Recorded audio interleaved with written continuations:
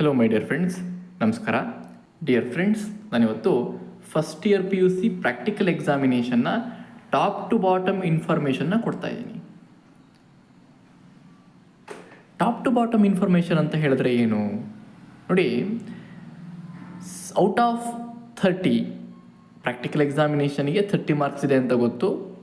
ಆ 30 ಮಾರ್ಕ್ಸ್ಗೆ 30 ಮಾರ್ಕ್ಸನ್ನು ಕೂಡ ಹೇಗೆ ತಗೊಳ್ಬೇಕು ಅನ್ನುವಂಥ ಕೆಲವು ಟ್ರಿಕ್ಸ್ಗಳನ್ನು, ಈಸಿ ಟಿಪ್ಸ್ಗಳನ್ನು ನಾನು ಕೊಡ್ತಾ ಇದ್ದೀನಿ.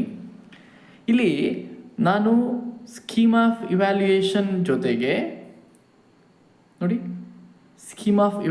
ಜೊತೆಗೆ ಎಕ್ಸ್ಪೆರಿಮೆಂಟ್ಸ್ಗಳನ್ನು ಹೇಗೆ ಮಾಡಬೇಕು, ಅದರ ಪ್ರೊಸೀಜರ್ ಏನು ಅನ್ನೋದನ್ನು ಹೇಳ್ತಾ ಇದ್ದೀನಿ.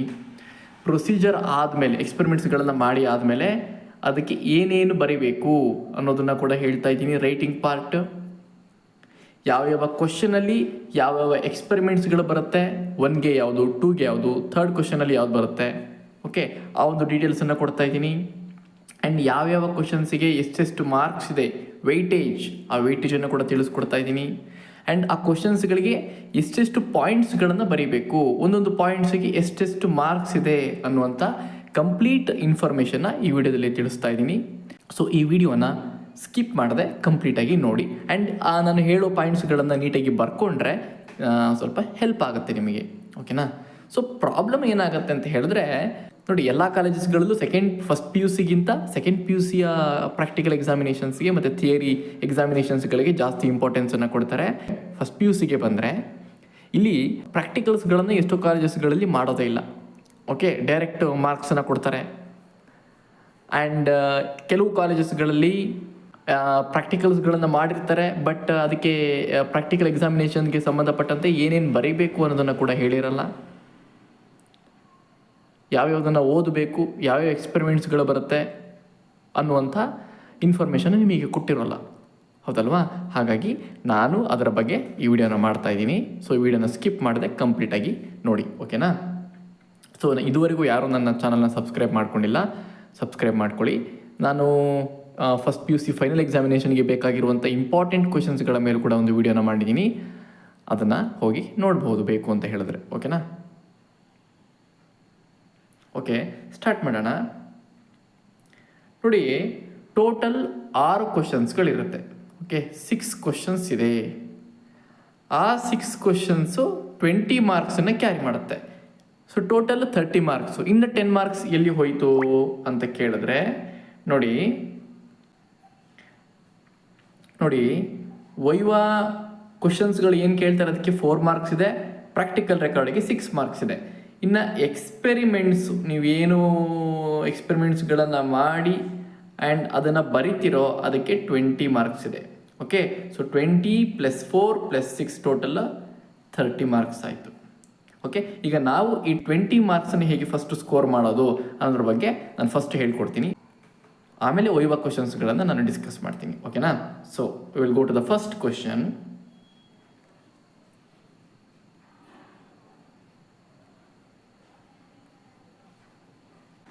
ನೋಡಿ, ಫಸ್ಟ್ ಕ್ವಶನ್ ಏನಿದೆ, ಇದು TS of the given plant, ಅಂದರೆ transfer section of the given plant material, ಓಕೆನಾ.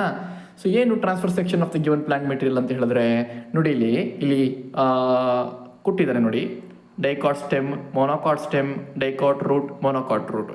ಈ 4ರಲ್ಲಿ ಯಾವುದಾದ್ರೂ ಒಂದು ಮೆಟೀರಿಯಲನ್ನು ಕೊಟ್ಟಿರ್ತಾರೆ ನಿಮಗೆ, ಓಕೆ. ನೀವು ಅದರ ಥಿನ್ ಸೆಕ್ಷನ್ನ ತೆಗೆದು ಎಕ್ಸಾಮಿನರ್ಗೆ ತೋರಿಸ್ಬೇಕಾಗತ್ತೆ. ಏನು ಮಾಡ್ತೀರಿ ನೋಡಿ, ಒಂದು ಸಿಂಪಲ್ ಗ್ಲಾಸ್ ಸ್ಲೈಡ್ನ ತಗೊಳ್ತೀರಿ, ಅದ್ರ ಮೇಲೆ ಒಂದು ಡ್ರಾಪ್ ವಾಟರ್ನ ಹಾಕ್ತೀರಿ, ಓಕೆ. ಅದಾದಮೇಲೆ ನಿಮಗೆ ಏನು ಪ್ಲಾಂಟ್ ಮೆಟೀರಿಯಲ್ ಕೊಟ್ಟಿರ್ತಾರೆ ಅದರ ಥಿನ್ ಸೆಕ್ಷನ್ನ ಆ ಸ್ಲೈಡ್ ಮೇಲೆ, ಆ ಡ್ರಾಪಲ್ಲಿ, ಆ ವಾಟರ್ಗೆ ಹಾಕಿ ಸ್ಯಾಫ್ರನಿನ್ ಸ್ಟೈನ್ ಹಾಕ್ತೀರಿ, ಓಕೆ.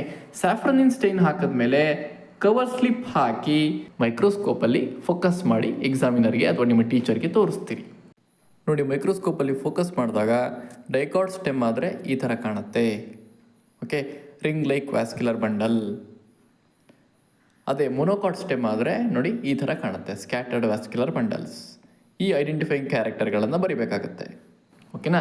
ಇಷ್ಟು ಮಾಡಿದ್ರೆ 3 ಮಾರ್ಕ್ಸ್ ಸಿಗುತ್ತೆ ನಿಮಗೆ. ನೋಡಿ, ಇಲ್ಲಿ ಕೊಟ್ಟಿದ್ದಾರೆ preparation of the slide, staining, 3 marks.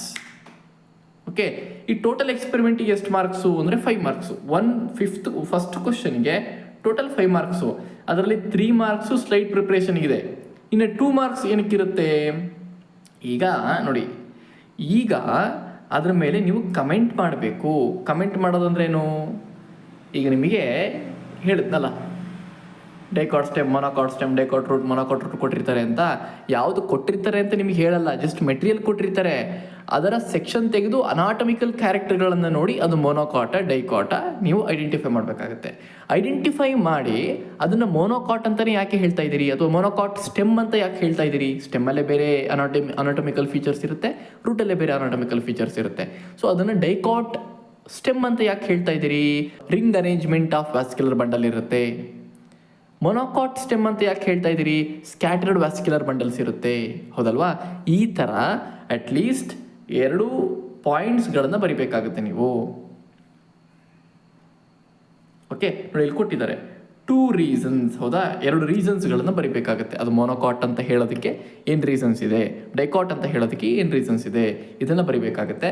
ಅದಕ್ಕೆ ಏನು ಮೆಟೀರಿಯಲ್ ಬೇಕೋ ಅದನ್ನು ನಿಮ್ಮ ಕ್ಲಾಸ್ ಟೀಚರ್ ಅಥವಾ ಎಕ್ಸಾಮಿನರ್ ನಿಮಗೆ ಕೊಡ್ತಾರೆ. ಓಕೆ, ನೋಡಿ ಅದಕ್ಕೆ ಯಾವ್ಯಾವ ಪಾಯಿಂಟ್ಸ್ಗಳನ್ನು ಬರೀಬೇಕು ಅನ್ನೋದನ್ನು ನಾನಿಲ್ಲಿ ತೋರಿಸ್ತಾ ಇದ್ದೀನಿ. ಇಲ್ಲಿ 5 ಪಾಯಿಂಟ್ಸ್ಗಳಿದೆ. ನೀವು ಯಾವುದಾದ್ರೂ 2 ಪಾಯಿಂಟ್ಸ್ಗಳನ್ನು ಬರೆದ್ರೆ ಸಾಕು. ಅಥವಾ ಅದು ಇಲ್ಲ ಅಂತ ಹೇಳಿದ್ರೆ, ಅದನ್ನು ಕೊಟ್ಟಿಲ್ಲ ಅಂತ ಹೇಳಿದ್ರೆ ಇನ್ನೊಂದು ಎಕ್ಸ್ಪೆರಿಮೆಂಟ್ ಇದೆ ನೋಡಿ, ಸ್ಟೊಮ್ಯಾಟಲ್ ಅಪ್ಯಾರಟಸ್. ಇಲ್ಲಿ ಏನು, ಇಲ್ಲೂ ಅಷ್ಟೇ, ಒಂದು ಸ್ಲೈಡ್ ತಗೊಳ್ತೀರಿ, ಒಂದು ಡ್ರಾಪ್ ವಾಟರ್ ಹಾಕ್ತೀರಿ, ಆ್ಯಂಡ್ ನಿಮಗೆ ಲೀಫ್ ಮೆಟೀರಿಯಲ್ ಕೊಟ್ಟಿರ್ತಾರೆ. ಆ ಲೀಫಲ್ಲಿ ಅಪ್ಪರ್ ಮತ್ತು ಲೋಯರ್ ಎಪಿಡರ್ಮಿಸ್. ಓಕೆ, 2 ಸ್ಲೈಡ್ ತೊಗೊಳ್ಬೇಕು. 2 ಸ್ಲೈಡ್ ಮೇಲೂ ಒಂದೊಂದು ಡ್ರಾಪ್ ವಾಟರ್ ಹಾಕ್ಕೊಳ್ಬೇಕು. ಆ ವಾಟರ್ ಹಾಕಿದ್ಮೇಲೆ ಅಪ್ಪರ್ ಮತ್ತು ಲೋಯರ್ ಎಪಿಡರ್ಮಿಸ್, ಆ ಲೀಫಿನ ಅಪ್ಪರ್ ಮತ್ತು ಲೋಯರ್ ಎಪಿಡರ್ಮಿಸನ್ನು ರಿಮೂವ್ ಮಾಡಿ ಆ ವಾಟರ್ ಮೇಲೆ ಪ್ಲೇಸ್ ಮಾಡಿ ಕವರ್ ಸ್ಲಿಪ್ ಹಾಕಿ ಮೈಕ್ರೋಸ್ಕೋಪಲ್ಲಿ ಫೋಕಸ್ ಮಾಡಿ ತೋರಿಸ್ಬೇಕಾಗತ್ತೆ. ಇದನ್ನು ಮಾಡಿದ್ರೆ ನೋಡಿ 3 ಮಾರ್ಕ್ಸ್. ಈ ಪ್ರಿಪರೇಷನ್ ಮಾಡಿದ್ರೆ 3 ಮಾರ್ಕ್ಸ್. ಇದಕ್ಕೆ ರೀಸನ್ಸ್ ಬರೆಯೋಂಗಿಲ್ಲ ನೋಡಿ, ಲೇಬಲ್ಡ್ ಡಯಾಗ್ರಾಮ್ ಬರೀಬೇಕು. ಯಾವುದ್ರದ್ದು? Stomatal apparatus. ನಿಮಗೆ ಡೈಕಾಟ್ ಲೀಫ್ ಕೊಟ್ಟಿದ್ರೆ ಡೈಕಾಟ್ ಲೀಫಿನ ಸ್ಟೊಮ್ಯಾಟಲ್ ಅಪ್ಯಾರಟಸ್ ಬರೀಬೇಕಾಗುತ್ತೆ, ಬೀನ್ ಶೇಪ್ಡ್ ಗಾರ್ಡ್ ಸೆಲ್ಸ್ಗಳನ್ನು ಬರೀಬೇಕಾಗುತ್ತೆ. ಮೊನೊಕಾಟ್ ಲೀಫ್ ಕೊಟ್ಟಿದ್ರೆ ಮೊನೊಕಾಟ್ ಲೀಫಿನ ಸ್ಟೊಮ್ಯಾಟಲ್ ಅಪ್ಯಾರಟಸ್ ಅನ್ನು ಬರೀಬೇಕಾಗುತ್ತೆ.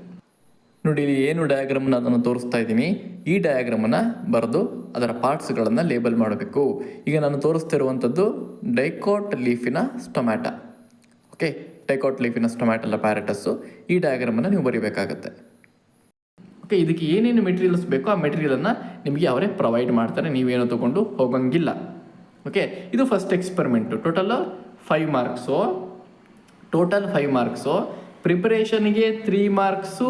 ನೀವೇನು ಬರೀಬೇಕು ಅದನ್ನು ಬರೆದ್ರೆ 2 ಮಾರ್ಕ್ಸು. Total 5 marks. ಓಕೆ,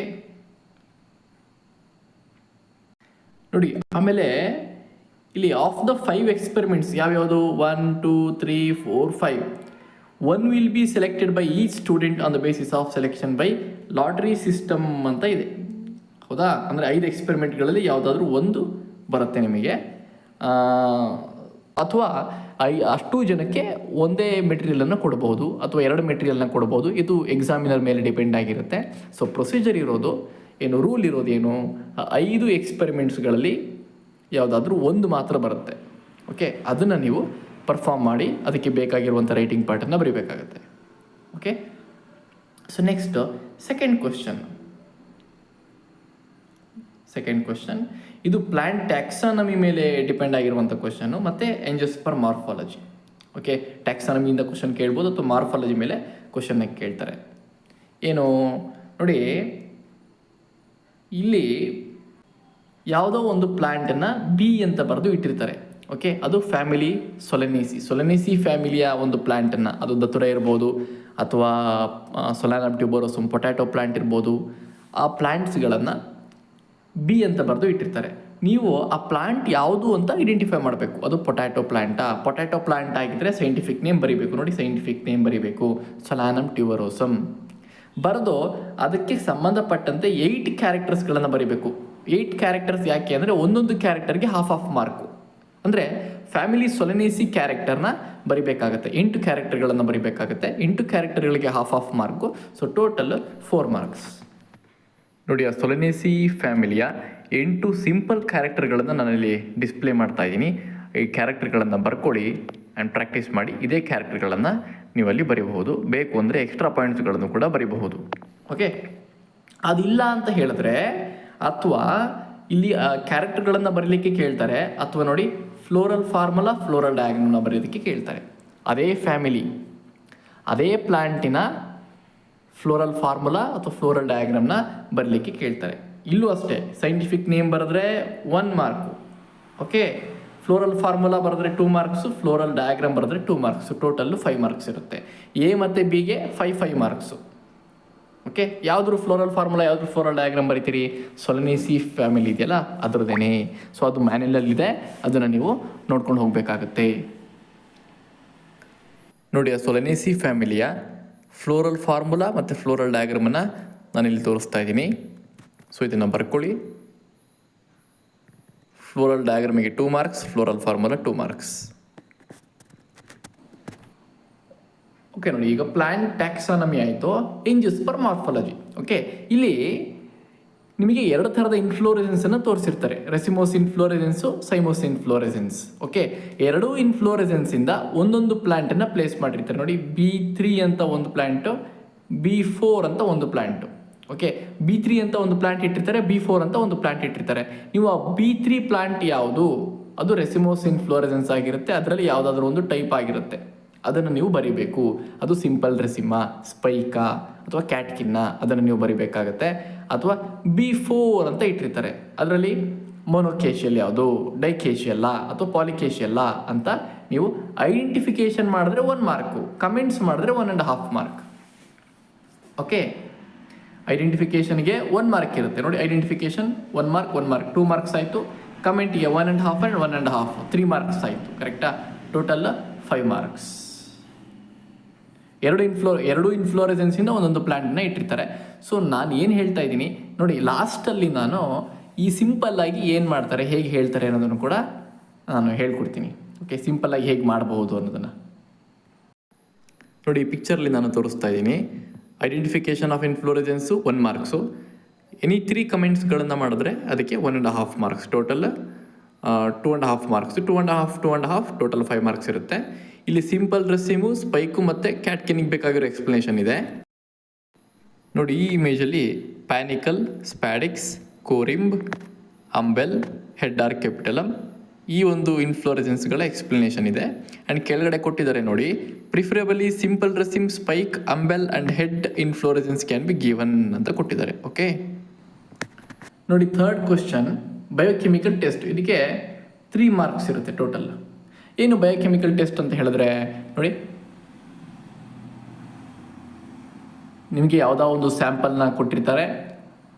ಆ ಸ್ಯಾಂಪಲಲ್ಲಿ ಕಾರ್ಬೋಹೈಡ್ರೇಟ್ ಟೆಸ್ಟ್ ಇರ್ಬೋದು, ಅಥವಾ ಫ್ಯಾಟ್ ಟೆಸ್ಟ್ ಇರ್ಬೋದು, ಅಥವಾ ಪ್ರೋಟೀನ್ ಟೆಸ್ಟ್ ಇರಬಹುದು. ಓಕೆ, ಅಥವಾ ಯೂರಿಯಾ ಟೆಸ್ಟ್ ಇರ್ಬೋದು.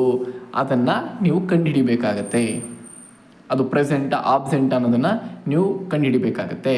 ಸೊ ಈ ಎಕ್ಸ್ಪೆರಿಮೆಂಟನ್ನು ನಿಮಗೆ ಮಾಡಿಸಿದ್ದಾರೆ ಅಂತ ಹೇಳಿದ್ರೆ ಓಕೆ, ನೋ ಪ್ರಾಬ್ಲಮ್. ಯೂಶಲಿ ತುಂಬ ಕಾಲೇಜಸ್ಗಳಲ್ಲಿ ಎಕ್ಸ್ಪೆರಿಮೆಂಟ್ಸ್ಗಳನ್ನು ಮಾಡಿಸೋದಿಲ್ಲ. ಮಾಡಿಸಿದ್ರು ಕೂಡ ನಿಮಗೆ ಮಾಡಲಿಕ್ಕೆ ಕೊಟ್ಟಿರೋದಿಲ್ಲ. ಹಾಗಾಗಿ ಸೊ ಇಲ್ಲಿ ನೀವೇನು ಮಾಡಬೇಕಾಗತ್ತೆ, ನಿಮಗೆ ಯಾವ ಟೆಸ್ಟನ್ನು ಮಾಡಿಸಿದ್ದಾರೆ ಅದರ ಪ್ರೊಸೀಜರ್ 1 ಮಾರ್ಕ್ ಇರುತ್ತೆ. ಅಬ್ಸರ್ವೇಷನ್ ಬರೀಬೇಕಾಗುತ್ತೆ 1 ಮಾರ್ಕು. Result 1 mark. ರಿಸಲ್ಟ್ ಅದು ಪ್ರೆಸೆಂಟಾ ಅಥವಾ ಆಬ್ಸೆಂಟಾ ಅನ್ನೋದನ್ನು ಬರೀಬೇಕಾಗುತ್ತೆ. So total 3 marks. ನಿಮಗೆ ನಿಮ್ಮ ಕಾಲೇಜಸಲ್ಲಿ ಯಾವ ಎಕ್ಸ್ಪೆರಿಮೆಂಟನ್ನು ಮಾಡಿಸಿರ್ತಾರೆ ಅಥವಾ ಮಾಡಿಸಿಲ್ಲ ಅಂತ ಹೇಳಿದ್ರೆ ಅದನ್ನು ಯಾವುದನ್ನು ಓದ್ಕೊಬರೋಕ್ಕೆ ಹೇಳಿರ್ತಾರೆ, ಅದನ್ನು ನೀವು ಓದ್ಕೊಂಡು ಹೋಗಿ ಹಾಗೆ ಬರೀಬೇಕಾಗತ್ತೆ. ಅಥವಾ ಮಾಡಿಸಿದ್ರೆ ಅದನ್ನು ಮಾಡಿ ಅದರ ರಿಸಲ್ಟನ್ನು ನೀವು ಬರೀಬೇಕಾಗತ್ತೆ. ನೋಡಿ, ಈ ಇಮೇಜಲ್ಲಿ ಬಯೋರಿಟ್ ಟೆಸ್ಟ್ ಫಾರ್ ಪ್ರೋಟೀನ್ಸ್, ಅದರ ಪ್ರೊಸೀಜರ್, ಅಬ್ಸರ್ವೇಷನ್ ಮತ್ತು ಇನ್ಫರೆನ್ಸ್ ಕೊಟ್ಟಿದ್ದೀನಿ. ಮತ್ತು ಬೆನೆಡಿಕ್ಟ್ ಟೆಸ್ಟ್ ಫಾರ್ ಗ್ಲೂಕೋಸ್, ಅದರ ಪ್ರೊಸೀಜರು ಮತ್ತು ಅಬ್ಸರ್ವೇಷನ್, ಇನ್ಫರೆನ್ಸನ್ನು ಕೊಟ್ಟಿದ್ದೀನಿ. ಈ 3 ಪಾಯಿಂಟ್ಸ್ಗಳನ್ನೇ ನೀವು ಬರೀಬೇಕು. ಆ್ಯಂಡ್ ಮೋಸ್ಟ್ ಆಫ್ ದ ಕಾಲೇಜಸ್ಗಳಲ್ಲಿ ಈ 2 ಟೆಸ್ಟಿಗೆ ಸಂಬಂಧಪಟ್ಟಂತೆ ಕ್ವಶನ್ಸನ್ನು ಕೇಳ್ತಾರೆ ಅಥವಾ ಇದನ್ನೇ ಮಾಡೋದಕ್ಕೆ ಹೇಳ್ತಾರೆ. ಓಕೆ, ಆ್ಯಂಡ್ ನೀವು ಆ ಎಕ್ಸ್ಪೆರಿಮೆಂಟನ್ನು ಮಾಡಿ ಅದನ್ನು ಎಕ್ಸಾಮಿನರ್ಗೆ ತೋರಿಸ್ಬೇಕಾಗತ್ತೆ. ಓಕೆನಾ? ಸೊ ಇಷ್ಟು 3rd question C. Okay, next 4th question ನೋಡಿ. Comment on experimental setup. Plant ಫಿಸಿಯಾಲಜಿಯಿಂದ ಒಂದು ಎಕ್ಸ್ಪೆರಿಮೆಂಟಲ್ ಸೆಟಪ್ ಇಟ್ಟಿರ್ತಾರೆ. ಅದು ಪೇಪರ್ ಕ್ರೊಮ್ಯಾಟೋಗ್ರಫಿ ಇರ್ಬೋದು, ಅಥವಾ ಪೊಟ್ಯಾಟೊ ಆಸ್ಮೋಸ್ಕೋಪ್ ಇರ್ಬೋದು, to study the rate of anaerobic respiration ಇರ್ಬೋದು. ಆ್ಯಕ್ಚುಲಿ ಪೇಪರ್ ಕ್ರೊಮ್ಯಾಟೋಗ್ರಫಿ ಇಡ್ಬೋದು, ಅಥವಾ ಏರೋಬಿಕ್ ರೆಸ್ಪಿರೇಷನ್ ಇಡ್ಬೋದು. ಪೊಟ್ಯಾಟೊ ಆಸ್ಮೋಸ್ಕೋಪು ಅದು ಡಿಲೀಟ್ ಆಗಿದೆ ಟಾಪಿಕ್ಕು. ಓಕೆ, ಇವೆರಡರಲ್ಲಿ ಯಾವ್ದಾದ್ರು ಒಂದು ಎಕ್ಸ್ಪೆರಿಮೆಂಟನ್ನು ಇಟ್ಟಿರ್ತಾರೆ. ಇದರ ಎಕ್ಸ್ಪೆರಿಮೆಂಟಲ್ ಸೆಟಪ್ಸ್ಗಳು ನಿಮ್ಮ ಕಾಲೇಜಸ್ಗಳಲ್ಲಿ ಇದ್ದರೆ ಇದನ್ನು ಇಟ್ಟಿರ್ತಾರೆ. ಅಥವಾ ಯಾವುದು ನಿಮಗೆ ಇಲ್ಲೂ ಅಷ್ಟೇ, ಡಿನಲ್ಲಿ ಯಾವ ಎಕ್ಸ್ಪೆರಿಮೆಂಟ್ ಹೇಳಿರ್ತಾರೆ ಅದರ ಏಮು ಮತ್ತು ಪ್ರಿನ್ಸಿಪಲನ್ನು ನೀವು ಓದ್ಕೊಂಡು ಹೋಗಿರಬೇಕಾಗತ್ತೆ. ನೀವು ಜಸ್ಟ್ ಇದನ್ನು ಬರೆಯೋದಷ್ಟೇ, ಈ ಎಕ್ಸ್ಪೆರಿಮೆಂಟನ್ನು ಮಾಡಲಿಕ್ಕಿಲ್ಲ. ನೋಡಿ, ಏನಲ್ಲಿ ಅಂದರೆ ಫಸ್ಟ್ ಕ್ವಶನ್ ಏನಿದೆ ಅದೊಂದು ಮಾತ್ರ ಎಕ್ಸ್ಪೆರಿಮೆಂಟ್ ಮಾಡೋದಕ್ಕೆ, ಇನ್ನು ಯಾವುದು ಕೂಡ ಎಕ್ಸ್ಪೆರಿಮೆಂಟ್ ಮಾಡೋದಕ್ಕಿಲ್ಲ. ಪ್ರೊಸೀಜರ್ ಏನಿಲ್ಲ, ಜಸ್ಟ್ ರೈಟಿಂಗ್ ಪಾರ್ಟ್ ಅಷ್ಟೇ. ಅದನ್ನು ನೀವು ಕಲ್ತ್ಕೊಂಡು ಹೋದರೆ ಆರಾಮಾಗಿ 30 ಔಟ್ ಆಫ್ 30 ಸ್ಕೋರ್ ಮಾಡ್ಬೋದು. ಇಲ್ಲಿ ನೋಡಿ, ಡಿಗೆ ಏಮ್ನ ಬರೆದ್ರೆ 1 ಮಾರ್ಕ್ ಇರುತ್ತೆ, ಆ ಫಿಸಿಯಾಲಜಿಕಲ್ ಪ್ರಿನ್ಸಿಪಲ್ ಬರೆದ್ರೆ 2 ಮಾರ್ಕ್ಸ್ ಇರುತ್ತೆ. Total 3 marks. ಇಲ್ಲಿ ಯಾವ ಎಕ್ಸ್ಪೆರಿಮೆಂಟ್ ನಿಮಗೆ ತೋರಿಸಿರ್ತಾರೆ, ಎಕ್ಸ್ಪೆರಿಮೆಂಟಲ್ ಸೆಟಪ್ಪನ್ನು ಅಲ್ಲಿ ಇಟ್ಟಿರ್ತಾರೆ, ಅದ್ರ ಮೇಲೆ ಕಮೆಂಟ್ ಮಾಡೋದಷ್ಟೇ. ಓಕೆ, ಟೋಟಲ್ 3 ಮಾರ್ಕ್ಸ್ ಇರುತ್ತೆ ಇದಕ್ಕೆ. ನೋಡಿ, ನಾನಿಲ್ಲಿ ಕೊಟ್ಟಿದ್ದೀನಿ to study the rate of anaerobic respiration ಎಕ್ಸ್ಪೆರಿಮೆಂಟಿನ ಏಮು ಮತ್ತು ಫಿಸಿಯಾಲಜಿಕಲ್ ಪ್ರಿನ್ಸಿಪಲ್ನ ನಾನಿಲ್ಲಿ ಕೊಟ್ಟಿದ್ದೀನಿ. ಸೊ ಇದನ್ನು ಬರ್ಕೊಳ್ಳಿ. ನೋಡಿ, ಈ ಇಮೇಜಲ್ಲಿ ಪೇಪರ್ ಕ್ರೊಮ್ಯಾಟೋಗ್ರಫಿಯ ಫಿಸಿಯಾಲಜಿಕಲ್ ಪ್ರಿನ್ಸಿಪಲ್ ಮತ್ತು ಏಮಿದೆ. ನೋಡಿ, ಇಲ್ಲಿ 5th ಕ್ವಶನಿಗೆ ಕೆಲವು ಸ್ಪೆಸಿಮನ್ಸ್ ಮತ್ತು ಸ್ಲೈಡ್ಸ್ಗಳನ್ನು ತೋರಿಸಿರ್ತಾರೆ. ಆ ಸ್ಪೆಸಿಮನ್ಸ್ಗಳನ್ನು ಹಾಗೆ 5 ಅಂತ ಬರೆದು, 5 ಅಂದರೆ ಇ ಅಂತ ಬರೆದು ಪ್ಲೇಸ್ ಮಾಡಿರ್ತಾರೆ. ಅಥವಾ ಸ್ಲೈಡನ್ನು ಇಟ್ಟಿರ್ತಾರೆ. ಆ ಸ್ಲೈಡ್ ಯಾವುದು, ಆ ಸ್ಲೈಡಲ್ಲಿರುವಂಥ ಆರ್ಗ್ಯಾನಿಸಮ್ ಯಾವುದು, ಅಥವಾ ಸ್ಪೆಸಿಮನಲ್ಲಿರುವಂಥ ಆರ್ಗ್ಯಾನಿಸಮ್ ಯಾವುದು ಅಂತ ಐಡೆಂಟಿಫೈ ಮಾಡಿದ್ರೆ 1 ಮಾರ್ಕು.